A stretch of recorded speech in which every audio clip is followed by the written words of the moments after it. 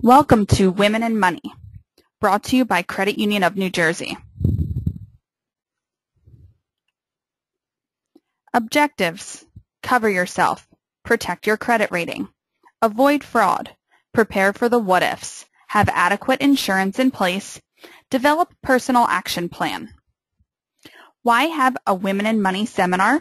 Because women experience a host of unique challenges that affect their financial security.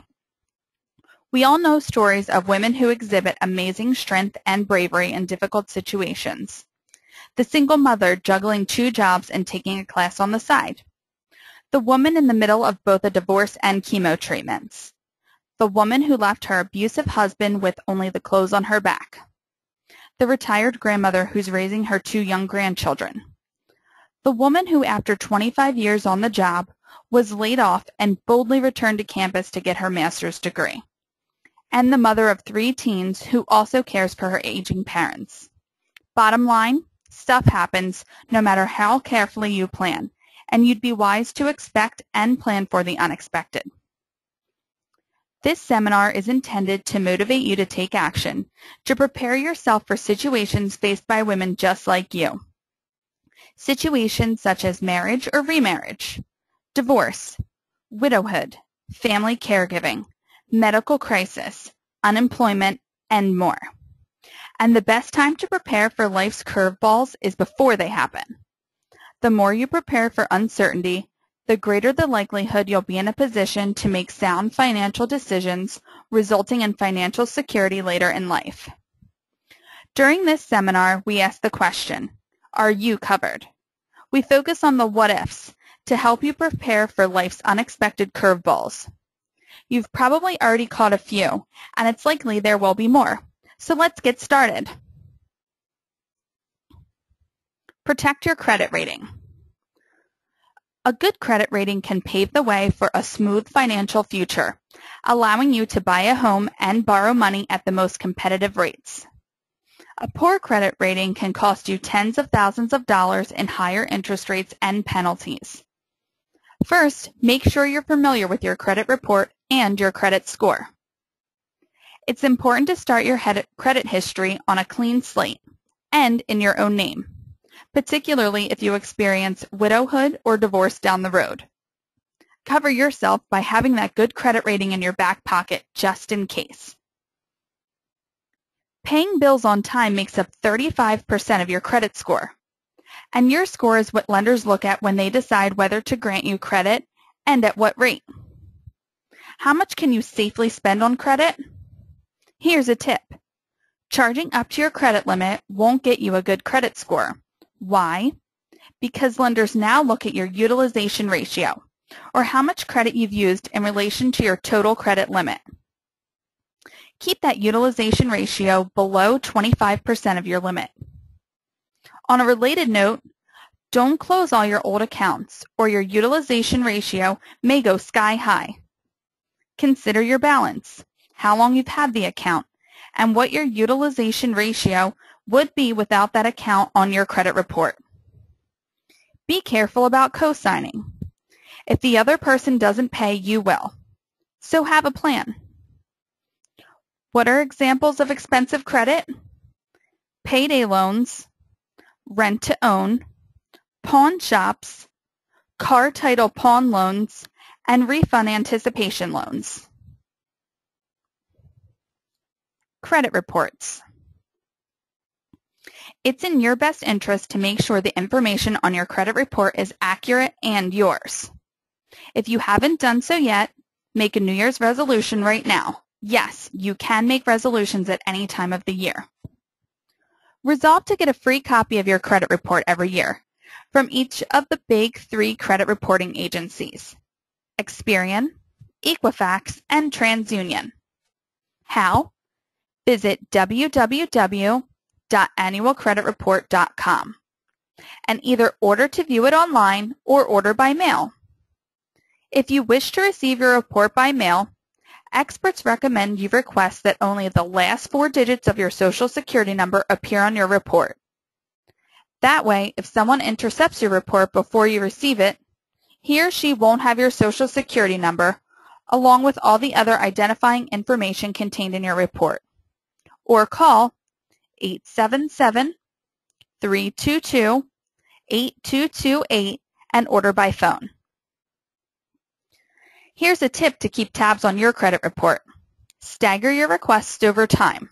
For example, request a free report from Experian in January, a free report from Equifax in May, and a free report from TransUnion in September. Then start the whole process again the next January. If you follow this schedule, you can act quickly if you find inaccurate information on one of the reports. If you're feeling overwhelmed by credit card or other forms of debt, get help. Contact the nearest Consumer Credit Counseling Service by calling 800-388-2227, and you'll be connected with the nearest office. The CCCS staff can negotiate with creditors on your behalf. And finally, get rid of tempting credit card offers you receive in the mail. Visit www.optoutprescreen.com or call 888-5-OPT-OUT. You can choose to be removed from lists used by creditors or insurers to send you pre-screened or pre-approved offers of credit or insurance for 5 years or forever. Similarly, you can opt back in if you change your mind later. Are you vulnerable? It's one thing for you to set up credit in your name. It's quite another when an imposter steals and uses your personal information, such as your name, Social Security number, or other identifying information to obtain credit in your name and make fraudulent purchases. It's imperative that you take steps to minimize your risk of becoming a victim. Women and fraud. How much more likely are women victims of fraud than men? Even when it comes to identity theft, men and women are very different. A study showed that women are 26% more likely to be victims of fraud than men. When did fraud attacks happen the most for women? Most often through face-to-face interactions, such as when making purchases at stores and restaurants, where there's less consumer control. Surprisingly, online purchases actually offer you greater control of sensitive financial information because your credit card purchases are encrypted and there are typically multiple security controls in place already by merchants. How can you protect yourself? Finally, protect your wallet. Studies have found that lost or stolen wallets accounted for 43% of all the methods used by identity crooks to gain access to Social Security numbers. Remove your Social Security card from your wallet unless you really need it that day, and make photocopies of all the contents of your wallet in case it's stolen. Keep the copies in a safe place so you can report stolen account numbers. What if engagement? Ask questions before saying I do. Asking how to before saying I do can make for much softer landing when reality sets in after the honeymoon. Here are some of the questions to ask before saying I do. How will my spouse's debt affect me? How should we combine finances? What should be kept separate? How does marriage affect our taxes? What changes do we need to make in our insurance, investments, and overall savings? What changes do we need to make in our estate planning? And should we consider a prenup? These questions are a good starting point for discussion. But the real questions are, how do I bring this up? How do I discuss money without coming across as a gold digger, or neurotic, or an unromantic mercenary? Starting off on the right financial foot and answering questions thoughtfully with adequate research and resources contributes to a solid foundation for a good marriage. For some money-related questions, you'll need to meet with a tax advisor or financial planner who can evaluate your personal situation. We'll talk more about prenuptials a little later in the seminar. What if marriage? Even before you tie the knot, give your money management styles out in the open. Hoarder. Deeply attached to money. Saves money. Loves to see accounts grow. Sets budgets. Prioritizes financial goals, but doesn't take on much risk. Worries about money and is afraid we'll never have enough to feel secure. Avoider. Has trouble dealing with finances in the areas of balancing checkbook, budgeting, paying bills, or investing. Ignores money issues. Not inclined to keep tabs on spending. May alienate loved ones with self-righteous attitude toward wealth. Splurger. Spends money without limits. Splurges often to cheer up. Has a difficult time budgeting money. Prone to fantasies of financial rescue. Racks up hefty amounts of debt. Money is a measure of love and approval. Be prepared to decide on an account system that works for you. If you keep separate accounts, consider a third kitty where you both chip in to fund household expenses. That kitty could be comprised of equal contributions from both of you, or a percentage based on your respective incomes. Don't be a silent partner. Even if your spouse pays the bills, know what's being paid and where all the paperwork and accounts are in case you need to take over in a pinch. Know how much is owed on credit cards and how much is in retirement accounts. Allow small indulgences. Have a no questions asked policy so each of you has some money to spend with no explanations required. Consult on purchases above, say, $500. Avoid criticizing your spouse in front of others. Talk about your goals, especially when you're not pressured by money problems. Schedule a regular money date or update to stay on track. What if remarriage? Second marriages present special circumstances, and oftentimes both parties have more at stake financially. Here are more pre-marriage financial-related issues to talk about several months before the wedding. Make time as soon as possible to review all your financial documents, including retirement and estate plans, credit card statements, insurance policies, loans, and credit reports.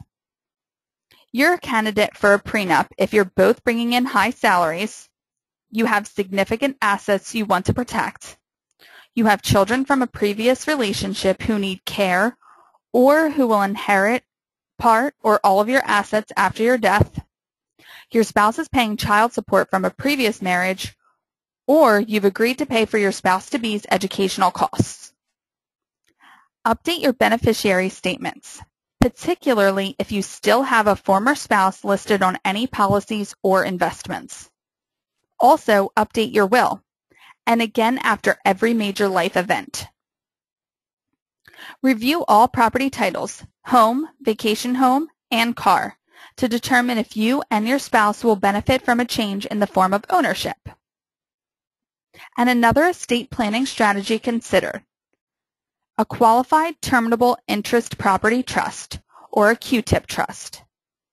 If you remarry and want your children from your first marriage to inherit your property without completely cutting out your new spouse, consider a Q-tip trust. Here's why. If you die, income from the trust, as well as a portion of the principal, could go to your spouse. Then, after your spouse dies, the assets are distributed to your designee, most likely your children. What if children? Making room for baby may be easier than making room in your budget. So if money is tight, these tips may help. Rather than taking an all or nothing approach to work, check out alternatives such as part-time options, paternity leave, FMLA, or staggering both parents' schedules. Cut back on certain expenses to free up money for baby expenses. Consider shopping for better deals on auto and homeowners insurance, eating out less frequently, and shopping at consignment stores. Buy like new baby clothes and toys at garage sales. Barter for babysitting with trusted friends and neighbors. Boost savings as soon as you can. Beef up your emergency fund, and it's never too late to look into college savings plans. Also, beef up your life insurance on both you and your spouse. Write a will and include the family or name of the guardian for your child. Take advantage of family-friendly tax breaks. Visit www.irs.gov for the most updated information about child-related tax credits as well as income limits. Check your eligibility for child tax credit as well as child and dependent care credit.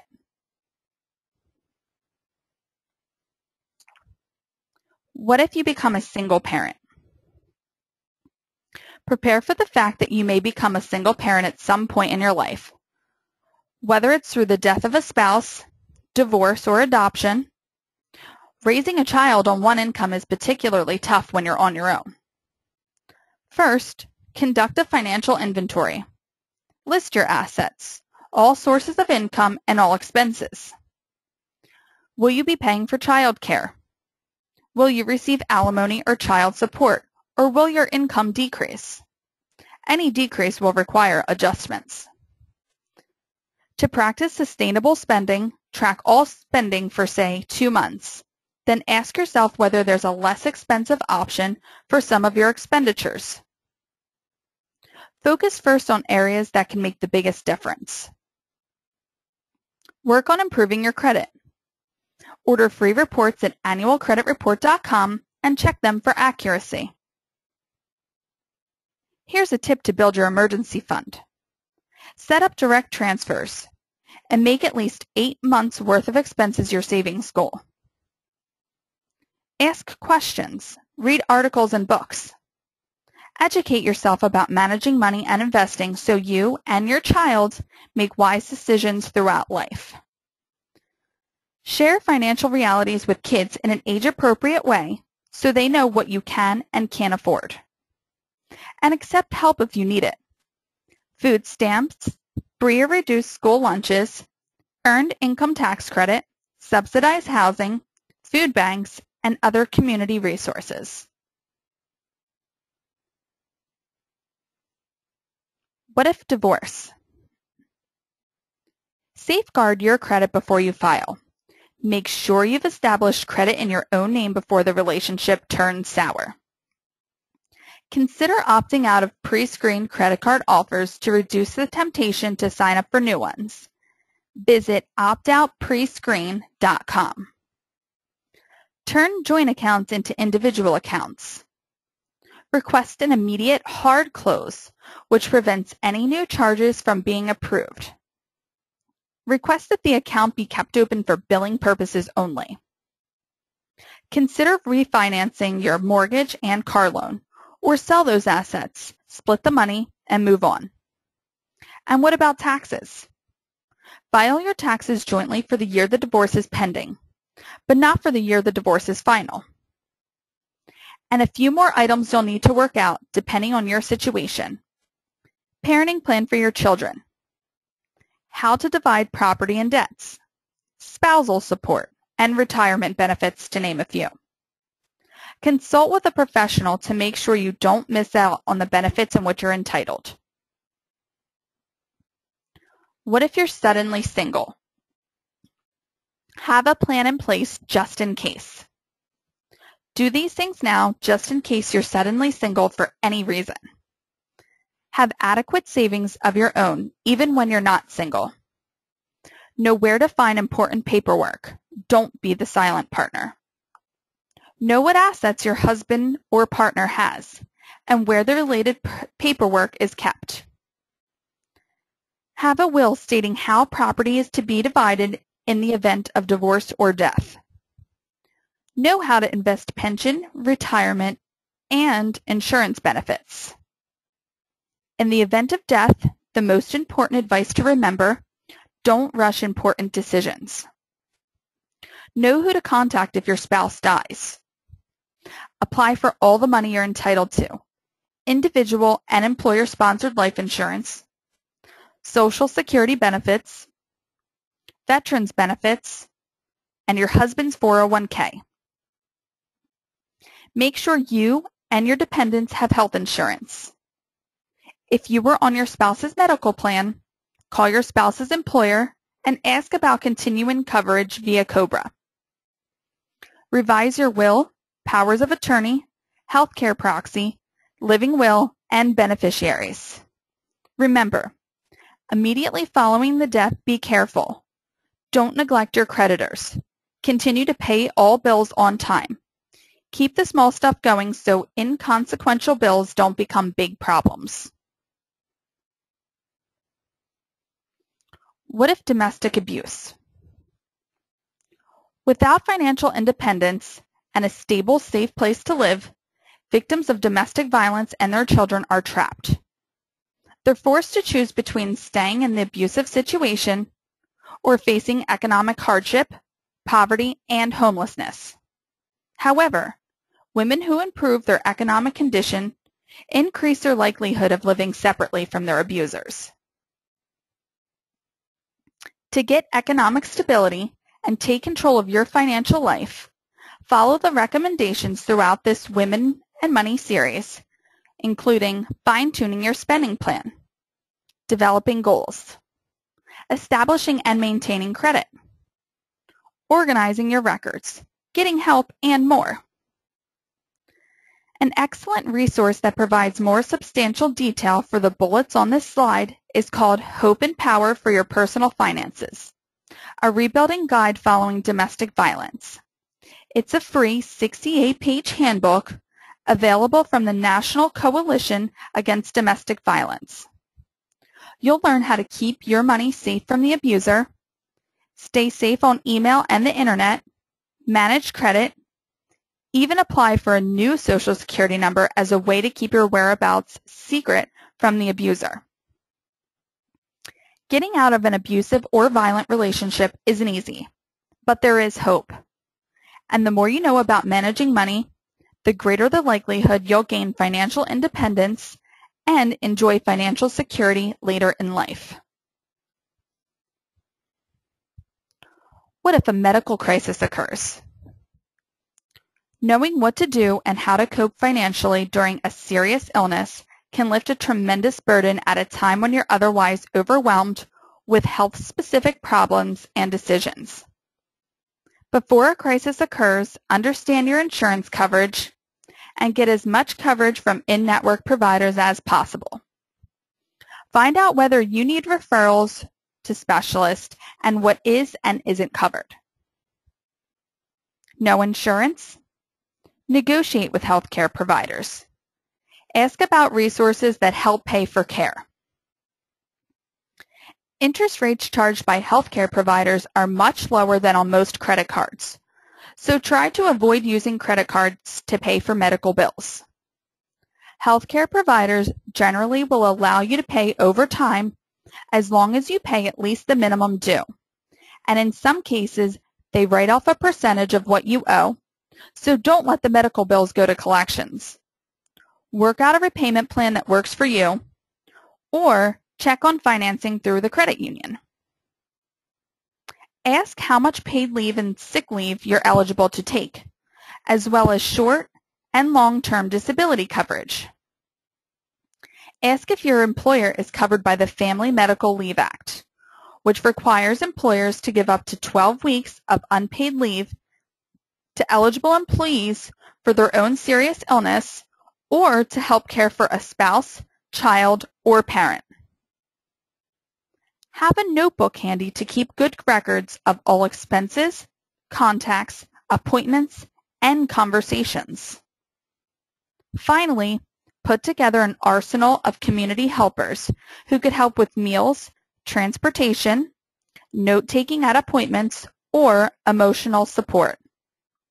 And consider seeking help from patient advocates who can help with making informed medical decisions, gaining access to care, navigating employment-related issues, and finding local support from agencies and organizations. What if you become the primary caretaker?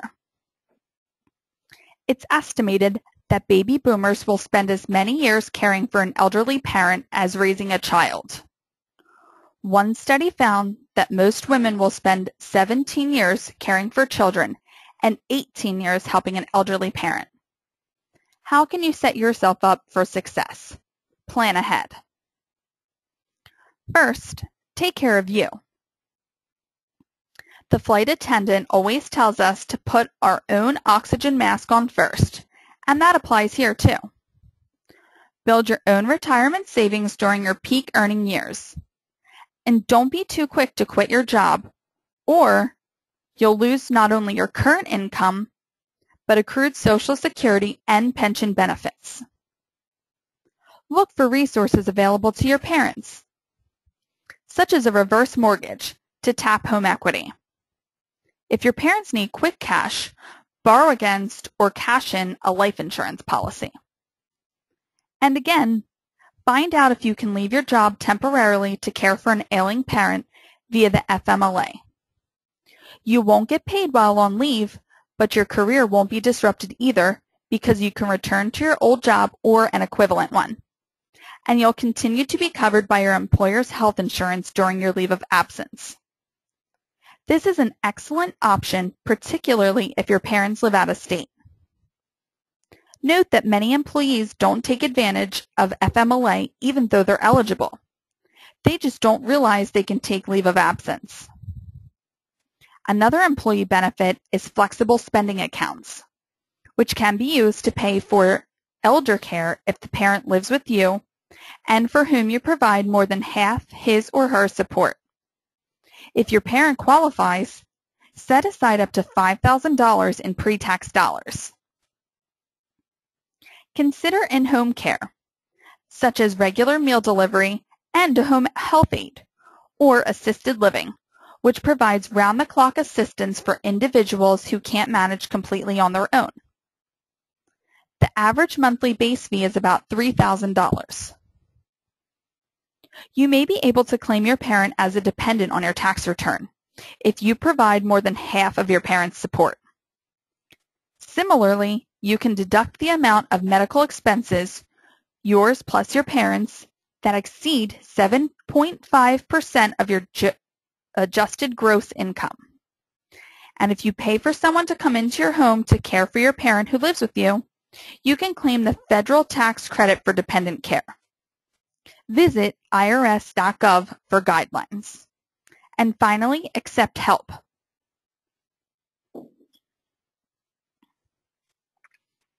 What if you're a returning student? Be prepared for the possibility that you may return to campus at some point. With recent high unemployment, jobs are hard to come by, and many women are going back for degrees to enhance their career potential or simply fulfill a promise to themselves. Here's a tip. Don't jump into a full class load right away. Ease back in slowly, perhaps with 1 or 2 classes, or part-time if you're still working. This will help you get back into the groove. Seek family support before you enroll. Make sure they understand the commitment you're taking on and ask that they commit to help around the house. Seek financial aid at studentaid.ed.gov. Click on Non-Traditional Student for aid options available to you. If it's been a while since you've studied, here's a tip. Approach your coursework like it's a work assignment. Take this parallel approach, and it may ease the transition. Don't look at yourself as an older student. Rather, find ways to mentor younger students, which benefits both of you. And finally, enjoy the experience. What if job loss? Take steps to get back in the game as quickly as possible. Revamp your rusty resume. Develop a sense of urgency and consider finding a job, a full-time job. You don't know how long you'll be out of work. Use social media for your job search. One rule of thumb expect to job hunt 1 month for each $10,000 of annual income you hope to replace. Take a financial snapshot of where you are right now. Track your spending and see if you can reduce expenses. Contact creditors and work out a repayment plan if you think you'll need a little more time to pay bills. Contact them first. Don't wait until you're strapped. Size up the resources available to you. Are you eligible for unemployment benefits? Are you entitled to a severance package? Do you have unused sick or vacation time you could cash out? Consider COBRA, although premiums are steep, and some employers provide outplacement and career transition assistance like counseling, resume development, interview coaching, and job search help. This is where your emergency fund will come in handy. Having a 6 to 8 month cushion to fall back on will help you resist tapping into your 401k. If you're in the 30% tax bracket and you withdrew $10,000 from your tax-deferred account, you'll wind up with only $6,000. Why? Because you'll pay $3,000 in regular income taxes along with a federal penalty of 10%. And avoid credit cards if possible. The last thing you need is new debt. Finally, get career help and use social media such as LinkedIn for your job search. What if you're forced to retire early? Remember, the earliest you can collect Social Security is age 62, or you can wait to collect it until age 70.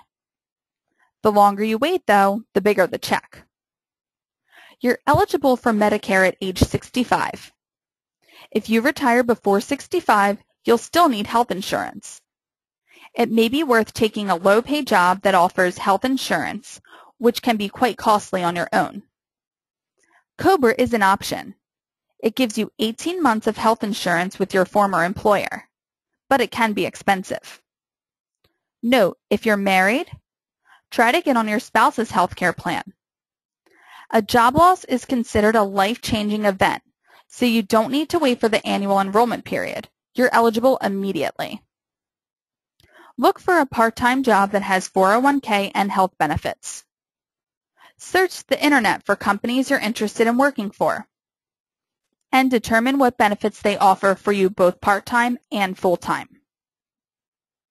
You can keep your 401k at your former employer, or you can roll it into an IRA to free up some investment choices for you. And if you're one of the lucky few with pension benefits, you'll need to choose whether you receive benefits in an annuity or a lump sum. If you're concerned about the stability of the company handling your pension, a lump sum may be a wise choice, but make sure you invest it wisely. And get help.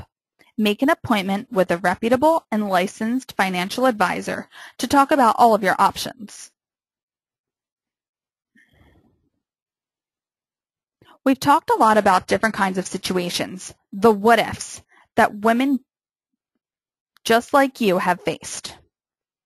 In some situation, insurance plays a huge role in covering for life's curveballs. The next slide outlines just a few of the key considerations for life, health, long-term care, and disability insurance.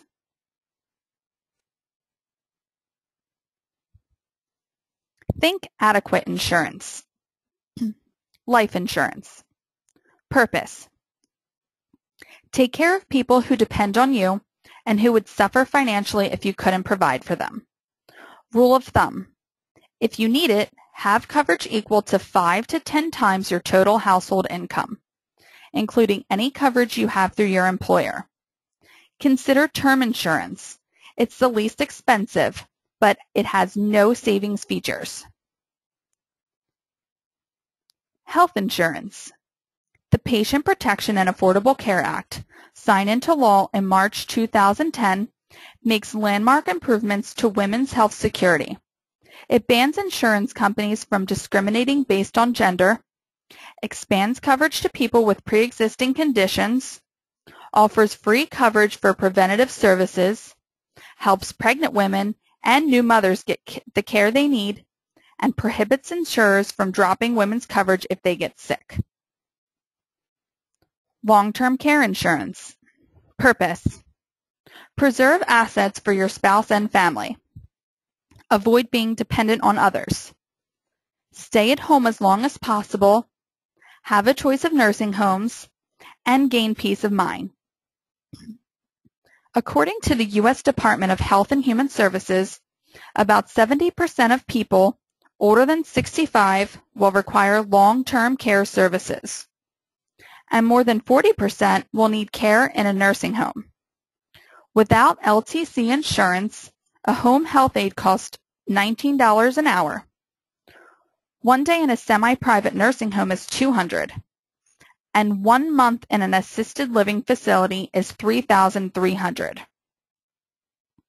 The average annual premium cost for an LTC policy varies depending on when you buy it. The longer you wait, the higher the annual premium. Check the financial health of any insurance company with Standard & Poor's, Moody's, as well as your state's insurance office. Watch for more information about a new LTC financing option, which is part of the healthcare reforms signed into law in March 2010. Employees of companies that choose to participate will automatically enroll in class and will pay for it through payroll deductions unless they opt out. Other workers and the self-employed will be able to enroll on their own, but retirees aren't eligible. After paying premiums for 5 years and working for 3 of those 5 years, you're eligible for a cash benefit of about $50 per day if you're not able to perform 2 or 3 activities of daily living, or if you're cognitively impaired. Watch for more information on premiums. The big plus: you can't be rejected because of your health status. And disability insurance. Women are more likely than men to work for a company that doesn't offer coverage, and the typical 60% maximum coverage probably wouldn't be sufficient to cover all expenses. Consider supplementing an employer-paid policy with private disability insurance, bringing total coverage to 80 or 90% of take-home pay. Ask your employer if you can buy individual coverage at a group discount. Remember, you'll owe income tax on benefits from a policy purchased by your employer, which could be a big bite. Online resources. We've covered a lot of topics in a short period of time, including protecting your credit rating, avoiding fraud, preparing for a number of challenging situations faced by women, and having adequate insurance in place. Most important, find the resources that are best for you. Start a resource folder at home with sections for the various types of insurance and what-if situations you may face. Add to your folder as soon as you come across additional resources or read related articles. If you take the time to do this in the next few weeks, while the topics are fresh in your mind, you'll find it easier to move forward on your own personal financial action plan to cover yourself for whatever life has to offer you. Your personal action plan. The desired outcome for this presentation is for you to develop a personalized plan for you based on your needs, your situation, and your goals.